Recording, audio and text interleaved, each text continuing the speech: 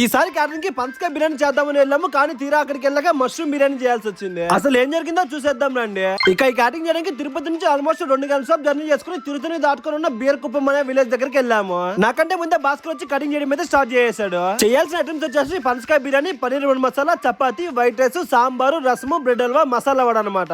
First అయితే పొయ్యి మీద ఒక పక్కన పప్పు ఉడకబెట్టేసి ఇంకో పక్కన రసం అయితే చేసాము. అలాగే గోబీ 65 కి గోబీ కలిపేసి కర్రీస్ కి క్యాబేజ్, బీన్స్, క్యారెట్ ఉడకబెట్టేసాము. ఇక మధ్యలో ఒక చిన్న స్ప్రైట్ బ్యాగ్ తీసుకుని దాని తర్వాత రప్పమని సాంబారు, కర్రీస్, బ్రెడ్ హల్వా అయితే రెడీ చేసి పక్కన పెట్టేసాము. భాస్కర్ ఏమో వైట్ రైస్ బాయిల్ చేసేసి గోబీ 65 మసాలా వడలన్నీ రెడీ చేసాడు. ఇక ఈ ఫంక్షన్ వచ్చేసి చిన్న బాబుది ఫస్ట్ బర్త్డే అనమాట. మనకు ఒక లడ్డు కూడా ఇచ్చారు, టేస్ట్ చాలా బాగుంది. ఫైనల్ గా పంచకాయ బిర్యానీ చేద్దాం పంచకాయలు అయితే అస్సలు బాలేదు, మొత్తం చిన్నవి పాలు కారుతున్నాయి. ఇక చేశాక ఎలాగుంటుందో ఏమో అని చెప్పి భయపడి మష్రూమ్ డబుల్ మించేసి బిర్యానీ రెడీ చేసాము. అన్ని ఐటమ్స్ కరెక్ట్ గా 5 గంటల కస్టమర్ కి హ్యాండ్ ఓవర్ చేసి కస్టమర్ దగ్గర డబ్బు తీసుకుని కస్టమర్ కి అన్ని ఫుడ్ టేస్ట్ చేసి కస్టమర్ నచ్చిందనక అక్కడి నుంచి బండి వేసుకుని రై ఇంటికి వచ్చేసాం.